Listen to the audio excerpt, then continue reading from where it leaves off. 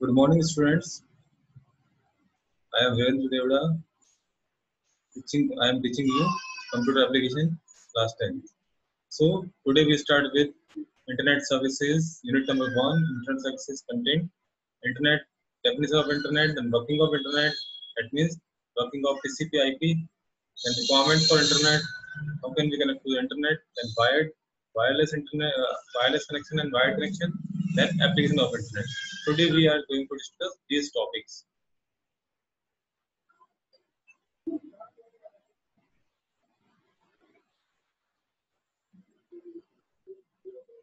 So first of all, we study about internet. What is internet?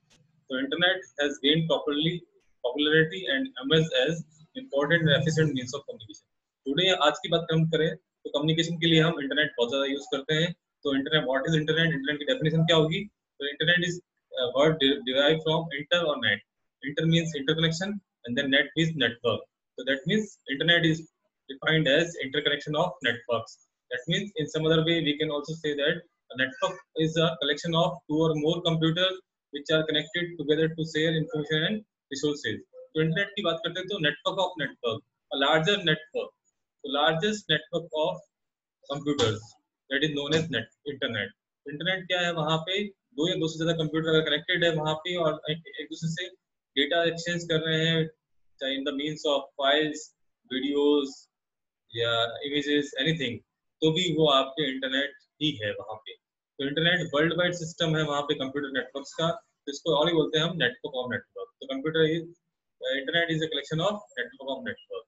तो network और network है वहाँ पे, तो whole world is connected through internet. तो इंटरनेट के थ्रू हम पूरा का इंटरनेट ही आपके वर्ल्ड कनेक्टेड है वहाँ पे, चाहे ईमेल्स के थ्रू है वहाँ पे, चाहे हम इंटरनेट पे नेट सर्फिंग करते हैं तो वो भी आपका. तो यहाँ पे है नेटवर्क ऑफ नेटवर्क, हम इंटरनेट से कनेक्टेड है, चाहे टैबलेट से, चाहे लैपटॉप से, चाहे पर्सन अपने मोबाइल से कनेक्टेड है वहाँ पे, तो वो किसी और फर्दर नेटवर्क से एंड देन दूसरे कंप्यूटर से कनेक्टेड है. First we start with history of computer network. तो नेटवर्क इंटरनेट में आपकी हिस्ट्री क्या होगी, कैसे स्टार्ट हुआ था इंटरनेट वहाँ पे? तो इन 1969 तो university of California at Los Angeles and university of Utah were connected with the beginning of ARPANET. So first of all they started with ARPANET. तो यूएस में स्टार्ट हुआ था आपका इंटरनेट का कॉन्सेप्ट वहाँ पे. तो ARPANET stands for advance research project agency network, जो आपके normally 56 kilobits per second circuits पे किया था. वहाँ पे government of US United states ने डिपार्टमेंट ऑफ डिफेंस से उसने उसको स्पॉन्सर किया था. वहाँ पे सारे पैसे जो है ARPANET पे यूएस डिफेंस डिपार्टमेंट ने लगाए थे वहाँ पे. तो फर्स्ट वहां से स्टार्ट हुआ ARPANET. वो वहाँ पे लोकल पर्सन के लिए था, जैसे हम लोग यूज कर रहे हैं अभी. हर कोई पहले से उन्होंने डिफेंस के लिए ही इसको बनाया था, वहाँ पे बनाने के लिए उन्होंने स्पॉन्सर किया. उसके बाद में वहाँ पे नेशनल साइंस फाउंडेशन जो है उन्होंने एक और क्रिएट किया वहाँ पे, नेशनल साइंस फाउंडेशन नेटवर्क बनाया वहाँ पे, NSF नेट. तो इट इज अलाउड ओनली, तो ये सिर्फ ओनली वो पहले था वहाँ पे सिर्फ ओनली डिफेंस पर्पज के लिए, आर्मी वगैरह उनके लिए वहाँ पे उन्होंने बनाया वहाँ पे. और सेकंड जो NSF नेट जो बनाया वहाँ पे, वो ओनली ARPANET जो है उससे ज्यादा कैपेबिलिटी थी वहाँ पे, स्पीड भी ज्यादा हो गई. बट सेकंड थिंग थी वो एकेडमिक पर्पज के लिए, कॉलेज में डेटा ट्रांसफर करने के लिए, कम्युनिकेट करने के लिए वहाँ पे उन्होंने NSF नेट बनाया वहाँ पे. अब उसके बाद 1990s में जो है जो दोनों ये फॉर्म ऑफ नेटवर्क्स हैं दोनों को कंबाइन किया और फिर आपकी प्राइवेट ऑर्गेनाइजेशन जो पब्लिक है वहाँ पे उनके अंदर. तो फर्स्ट 1990s के after he world wide web का डेवलपमेंट, और पहले वो वर्ल्ड वाइड वेब नहीं था बट एक स्मॉल पोर्शन ऑफ कंप्यूटर से नेटवर्क से कनेक्टेड था वहाँ पे. ओनली फर्स्ट पार्ट था जहाँ पे ओनली आर्मी रिलेटेड एरियाज में ही कनेक्टेड था वहाँ पे. सेकंड जो था यूनिवर्सिटीज के डिपार्टमेंट्स थे, अलग अलग यूनिवर्सिटीज आपस में कनेक्टेड थी वहाँ पे, तो उसके थ्रू था वहाँ पे. फिर सेकंड पार्ट, नेक्स्ट पार्ट आता है वर्किंग ऑफ इंटरनेट. इंटरनेट कैसे वर्क करता है वहाँ पे? तो इंटरनेट कैसे वर्क करता है? इंटरनेट जो है बेसिकली दो प्रोटोकॉल से वर्क करता है. प्रोटोकॉल्स आपको पता ही होगा वहाँ पे. Protocol means set of rules and regulation for communication between two nodes, two communication entity. अगर दो लोग कोई बातें कर रहे हैं तो उनके लिए कुछ ना कुछ एक रूल्स एंड रेगुलेशन होंगे वहाँ पे. तो वैसे ही इंटरनेट के ऊपर दो कंप्यूटर्स अगर बात करते हैं आपस में, तो डेटा इंटरचेंज करते हैं, एक्सचेंज करते हैं, तो उसके लिए भी हमें इंटरनेट की रिक्वायरमेंट होती है वहाँ पे. तो उसके लिए हमें कुछ सेट ऑफ रूल्स की रिक्वायरमेंट है वहाँ पे. तो इंटरनेट की रिक्वायरमेंट दैट मींस रूल्स होंगे वहाँ पे, रेगुलेशंस होंगे. क्योंकि अगर दो अलग अलग लैंग्वेज के लोग आपस में बात करेंगे तो ये कम्युनिकेट कर पाएंगे, वहाँ पे नहीं कर पाएंगे। तो वहाँ पे सेट ऑफ रूल्स डिफाइन है वहाँ पे कि कौन किस लैंग्वेज में बात करेगा, वहाँ पे किस फॉर्मेट में बात करनी है उनको, तो उसके लिए वहाँ पे रूल्स एंड रेगुलेशन है जिसको बोलते हैं प्रोटोकॉल। तो इंटरनेट बेसिकली दो प्रोटोकॉल से चलता है जिसको बोलते हैं टीसीपी और आईपी प्रोटोकॉल। टीसीपी का मतलब है वहाँ पे transmission control protocol, IP means internet protocol. Internet protocol का नेम तो आपने आईपी का नाम तो बहुत ज्यादा सुना होगा वहाँ पे। तो all computer on internet communicate with one another using TCP और आईपी, दोनों की रिक्वायरमेंट है। ये बेसिक प्रोटोकॉल है जहाँ पे इंटरनेट को गवर्न करने के लिए, रन करने के लिए, और प्रोटोकॉल को बोलते हैं set of rules and regulation for communication. Communication करने के लिए हमें कुछ सेट ऑफ रूल्स की रिक्वायरमेंट है वहाँ पे, तो वो हमें चाहिए वहाँ पे। अब जो आपके प्रोटोकॉल्स है टीसीपी और आईपी जो है, ये ट्रांसमिशन ऑफ डेटा फाइल और फ्रॉम वन सिस्टम से अनदर सिस्टम पे सेंड करने के लिए वहाँ पे आपके टीसीपी और आईपी की वर्क होता है। तो वर्क हम देखते हैं कि टीसीपी का वर्क क्या है और आईपी कैसे काम करता है। तो टीसीपी का मेन वर्क है वहाँ पे कि आपके जो भी डेटा है, जो भी मैसेजेस हैं वहाँ पे, क्योंकि हमारा जो मैसेज होता है बहुत बड़ा होता है वहाँ पे। कई बार हम मोबाइल में मैसेज सेंड करते हैं, आपने एसएमएस सेंड किया होगा, तो एक्चुअल में वो एसएमएस अगर आपके नंबर ऑफ कैरेक्टर डिफाइंड होते हैं कि एसएमएस 160 कैरेक्टर से ज्यादा होगा तो वो नंबर ऑफ मैसेज में डिवाइड कर देता है वहाँ पे। तो वैसे भी यहाँ पे भी डेटा जो है वो लिमिटेड है वहाँ पे। जैसे यहाँ पे नॉर्मली जो डेटा होता है 1500 कैरेक्टर्स या 1500 बाइट्स की फॉर्म में ही मैक्सिमम कैरेक्टर जो सेंड होते हैं एक पैकेट के अंदर एक एट ए टाइम, वो 1500 कैरेक्टर्स हो या बाइट्स कहते हैं वहाँ पे, तो वो सेंड होते हैं। अगर आपका मैसेज उससे बड़ा है वहाँ पे, तो वो क्या करता है टीसीपी वहाँ पे उन पैकेट्स को, उन डेटा को आपके डिवाइड करता है packets. Packets mean small chunk of data, small part of data, data का थोड़ा सा पार्ट जो है वो लेके आपके सेंड कर देता है। तो टीसीपी जनरली क्या करता है, टीसीपी का मेन काम है वहाँ पे आपका जो बड़ा मैसेज है, बिगर मैसेज है, उसको स्मॉल पैकेट्स में डिवाइड करना है वहाँ पे, और उसको इंटरनेट के थ्रू ट्रांसमिट कर देता है। और फिर रिसीविंग साइड पे वापस जो पैकेट्स उसको रिसीव हुआ है उनको वापस कंबाइन करता है, जोड़ता है वहाँ पे। जैसे यहाँ पे देखो वापस 3 पैकेट्स आए, तो उसने वहाँ पे, यहाँ पे 3 पैकेट्स आ रहे हैं देखो यहाँ पे, उसको वो जोड़ के 3 पैकेट्स को एक पैकेट बनाएगा, एक मैसेज बना देगा। तो इसीलिए काम सिर्फ पैकेट्स को डिवाइड करना है और फिर वापस रिसीविंग साइड पे वहाँ पे वापस उसको असेंबल करना है, रीअसेंबल करना है, अरेंज करना है वहाँ पे कि पहला पैकेट कौन सा, दूसरा कौन सा, तीसरा कौन सा था, उनको अरेंज करके वहाँ पे ऐड कर देता है। अब आईपी का काम क्या है, आईपी मेनली क्या करता है, address part of each packet handle क्या करता है, ये कि जो मैसेज है वो जिसके पास जाना चाहिए था उसको ही मिले। जैसे ए ने बी को सेंड किया मैसेज वहाँ पे, तो बी को ही मैसेज रिसीव हो, किसी कोई सी के पास नहीं पहुंच जाए। तो ये काम है आईपी का। तो आईपी मेन क्या करता है, आपके पैकेट्स को फॉरवर्ड करता है, मैसेज को फॉरवर्ड करता है वहाँ पे उधर रिसीवर, सेंडर से लेके मैसेज को लेगा और रिसीवर तक पहुंचाता है। तो आईपी में क्या, आईपी का मेन काम है कि बहुत सारे पास होते हैं वहाँ पे कम्युनिकेशन के लिए, कि आपके बहुत सारे कम्युनिकेशन मीडियम होंगे वहाँ पे जिसको डेटा सेंड होगा। तो वो बहुत सारी रोड्स होती है। जनरली हम क्या करते हैं, अगर मैं बात करूँ आपको कि हमें कहीं भी जाना है, किसी दो सोर्स से डेस्टिनेशन से कहीं भी हमें जाना है वहाँ पे, सोर्स अगर जोधपुर का कोई भी एरिया हम लेते हैं, प्रताप नगर से मुझे ऑर्डर सर्किल पे जाना है, तो क्या होगा कि मेरे पास बहुत सारे रूट्स हैं वहाँ पे। तो रूट्स बहुत सारे हैं वहाँ पे, कौन सा रूट मैं सिलेक्ट करूंगा वो डिपेंड करेगा आपके ऊपर कि कौन सा कॉस्टलियर नहीं है वहाँ पे, कि वहाँ पे फ्री रोड है वहाँ पे, आप फास्टली स्पीडली गाड़ी चला सकते हो वहाँ पे। सेकंड थिंग आप देखोगे वहाँ पे, सेकंड चीज जो देखते हैं हम लोग कि शॉर्टेज पाथ कौन सा है, बट वहाँ पे ट्रैफिक ज्यादा होगा शॉर्टेज पाथ में, समटाइम्स होता है ये, तो आपका पेट्रोल ज्यादा कंज्यूम हो जाएगा। तो वो भी चीज है वहाँ पे कि हम क्या किस बेसिस पे, अगर रूट शॉर्ट डिस्टेंस देखूंगा तो शॉर्टेज पाथ ले लूंगा वहाँ पे, बट अगर मुझे कॉस्ट भी देखनी है इफेक्टिव तो हम देखेंगे, और टाइम भी देखना है तो उसके अकॉर्डिंग हम सिलेक्ट करते हैं कौन सा पाथ लेंगे। तो ये काम होता है आईपी का।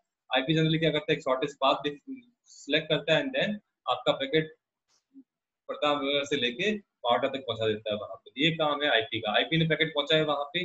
अब टीसीपी का काम है कि सारे पैकेट जो रिसीव सेंडर ने सेंड किए उनको असेंबल करके कितने पैकेट सेंड किए, कितने पैकेट आ गए हैं, कितने आने बाकी हैं, फिर वो उनको सीरीज में लगाता है कि one first second second packet third packet fourth, और फिर कंबाइन करके वहां पे आपके कंप्यूटर में डिस्प्ले कर देता है। तो ये चीज है यहाँ पे टीसीपी का। अब यूज ऑफ इंटरनेट, अब इंटरनेट जो है आपके क्या क्या यूजेस हैं वहाँ पे।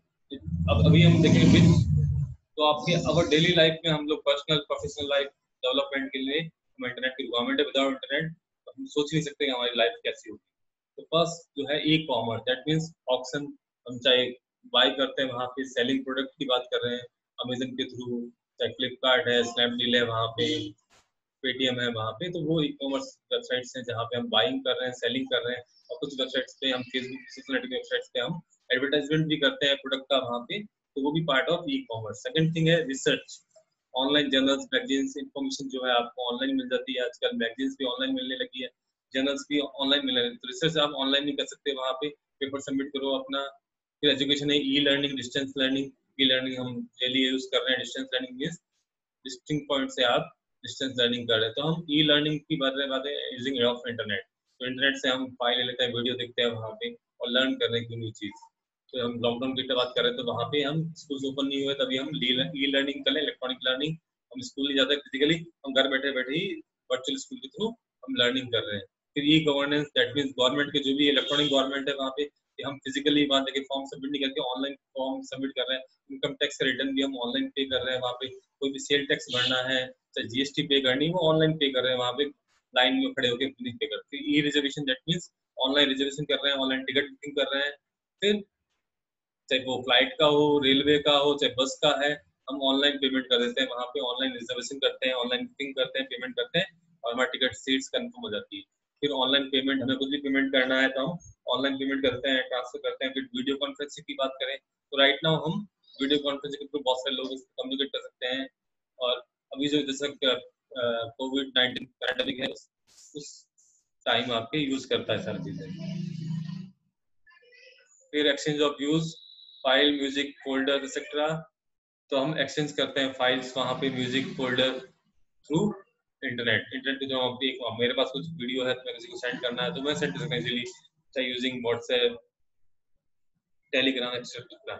सोशल नेटवर्किंग वेबसाइट्स के थ्रू भी हम फेसबुक, ट्विटर एक्सेट्रा यूज कर रहे हैं। एंटरटेनमेंट प्ले करते हैं, म्यूजिक प्ले करते हैं, ऑनलाइन वीडियोस प्ले करते हैं, गेम भी प्ले करते हैं। अब बात होती है एडवर्टाइजमेंट, तो एडवांटेज क्या है वहाँ पे आपके इंटरनेट का?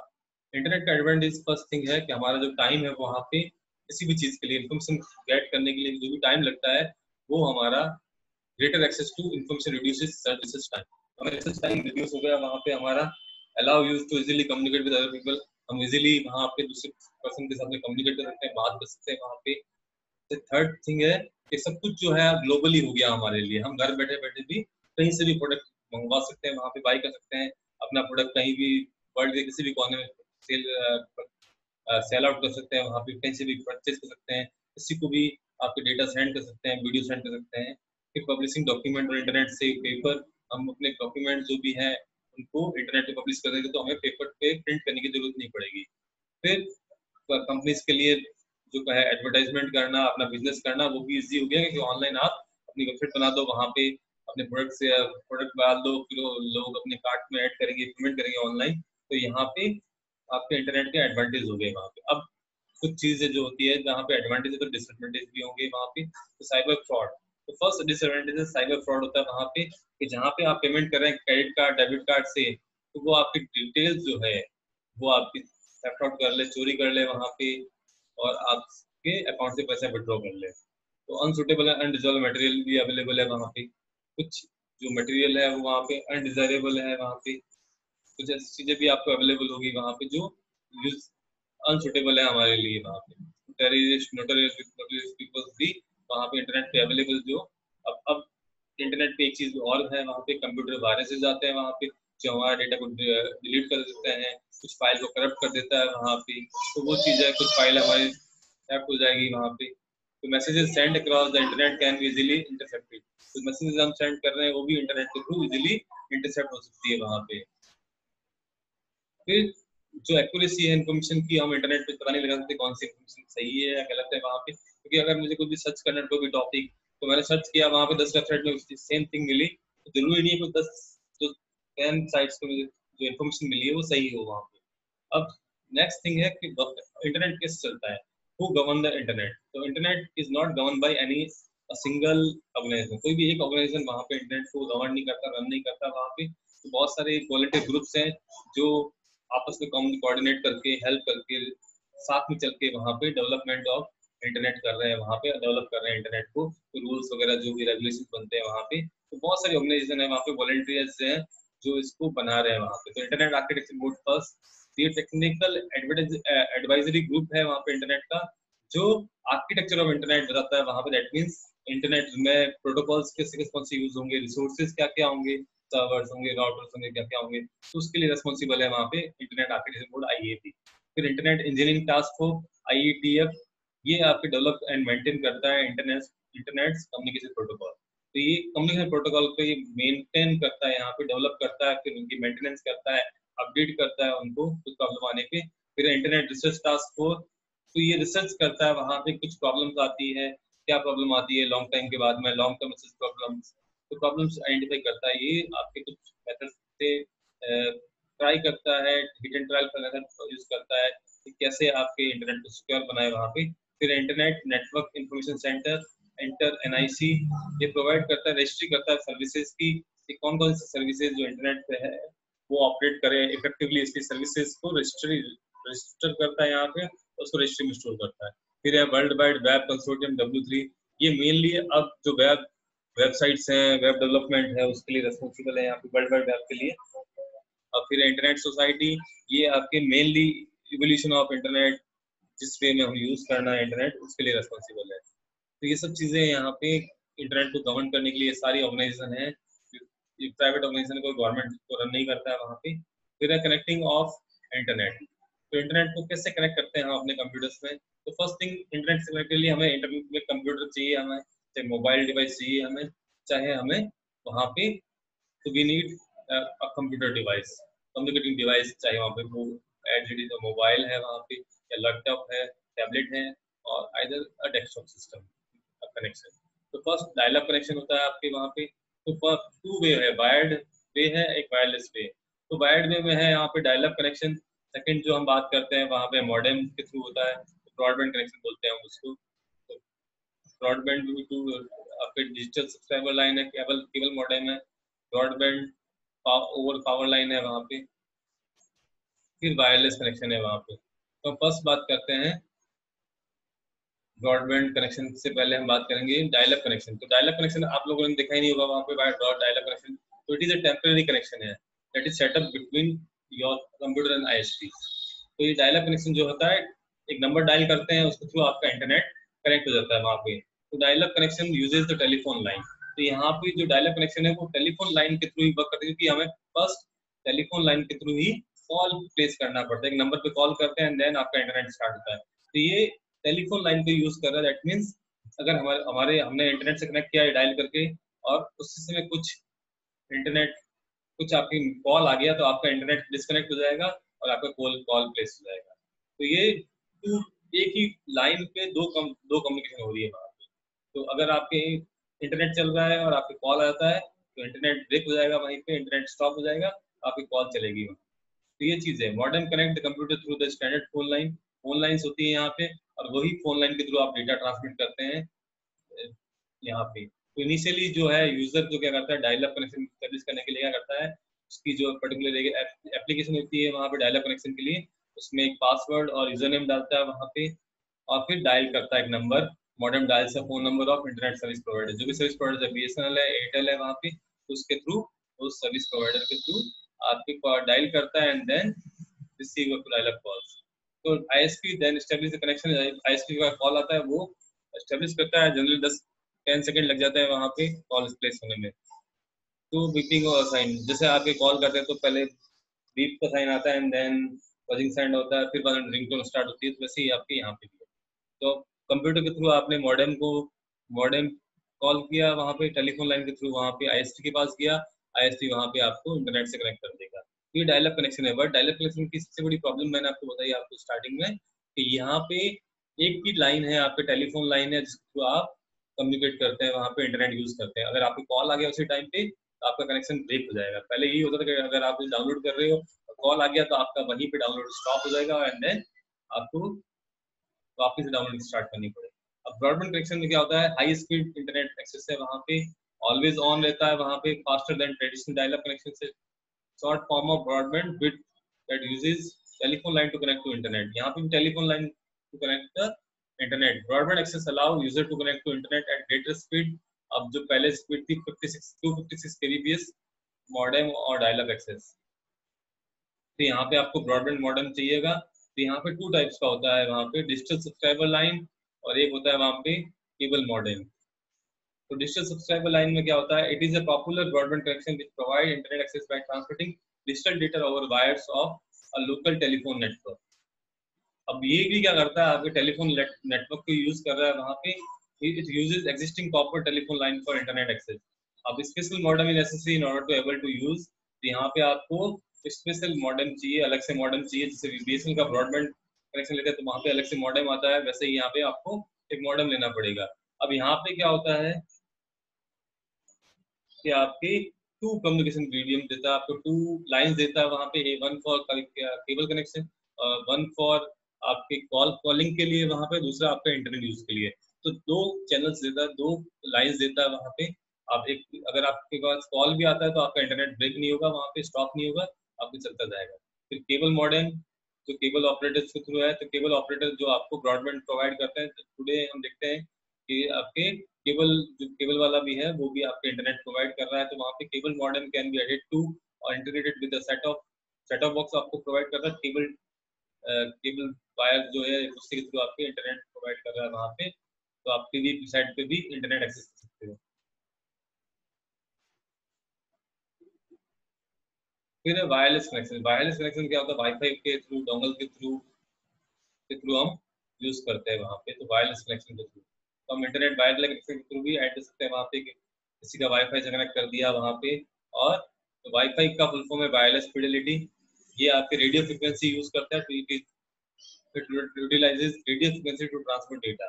तो generally universal wireless telephony network technology जो है वाईफाई है, वहाँ पे वो रेडियो फॉर्म में, रेडियो फ्रिक्वेंसीज का मतलब है रेडियो आप लोग सुनते हैं, वहाँ पे भी एयर के थ्रू फ्रिक्वेंसीज, एयर के थ्रू आपको सिग्नल सेंड करते हैं, तो वैसे यहाँ पे भी वो एयर के थ्रू सिग्नल सेंड करता है वहाँ पे। तो ये आपके high speed internet services provide करता है विदाउट यूज ऑफ केबल और वायर्स। तो वाईफाई जो है आपके private access with in home और बिजनेस, तो यहाँ पे डिस्टेंस कम है, तो it can be use for public internet access also.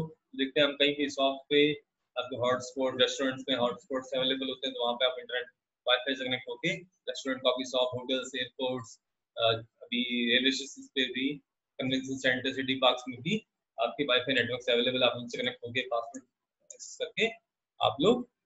फिर आता है वाई मैक्स, जहाँ पे वो पर्टिकुलर सिटी को भी, पूरी सिटी को या पर्टिकुलर एक एरिया को आपके वाईफाई से कनेक्ट करता है वहाँ पे। तो यहाँ पे अप टू 45 किलोमीटर के लिए फिक्स स्टेशन और 3 to 10 miles for, that means 5 to 15 kilometre for mobile station.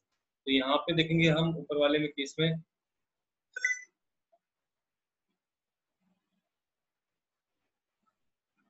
सो तो यहाँ पे हम देखते हैं ट्रेडिशनल वायर स्ट्रक्चर। तो यहाँ पे वाईफाई बेस स्टेशन है जो वाईफाई प्रोवाइड करता है, वहाँ पे हमारे स्मॉल सा डिवाइसेस हैं, वाईफाई डिवाइस है जो आपके घर के अंदर या ऑफिस के अंदर वहाँ पे वाईफाई मॉडेम हमने लगा दिया, उसके थ्रू हमने कनेक्ट कर दिया। यहाँ पे आपकी wifi WiMAX base station, जैसे मोबाइल टावर्स होते हैं वैसे ही आपके वाई मैक्स टावर होगा, उसके थ्रू हम वायर से, पहले जियो ने पहले 4G, रिलायंस ने पहले 4G आपके टावर्स लगाए जिनके पास जाके हम वाईफाई फ्री में वाईफाई एक्सेस कर सकते थे, वैसे ही सेम है।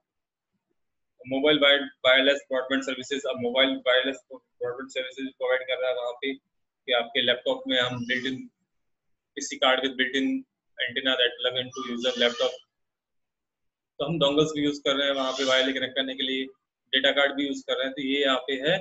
अब advantage, disadvantage of different connection type as well as follows. तो कनेक्शन वहाँ पे है, एडवांटेज और डिसएडवांटेज क्या है वहाँ पे वो बता रहा है वहाँ पे।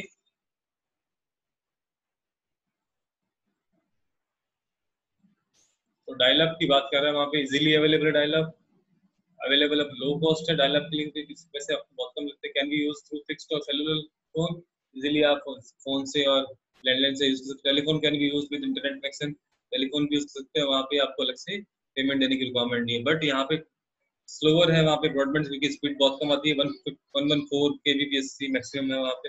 एक्सपेंसिव सेटअप की रिक्वायरमेंट है वहाँ पे, फोन रिमेन बिजी रहता है तो आपके इंटरनेट यूज नहीं कर सकते, वो एक्सपेंसिव एक्सपेंसिव है वहाँ पे। अब यहाँ पे एक प्रॉब्लम आती है डायल अप में कि आपको पेमेंट जो देना पड़ता है वहाँ पे वो पर मिनट के हिसाब से देना पड़ता है। यूजेस पे पैसे देने पड़ते हैं आप फिक्स। फिर ब्रॉडबैंड में क्या होता है,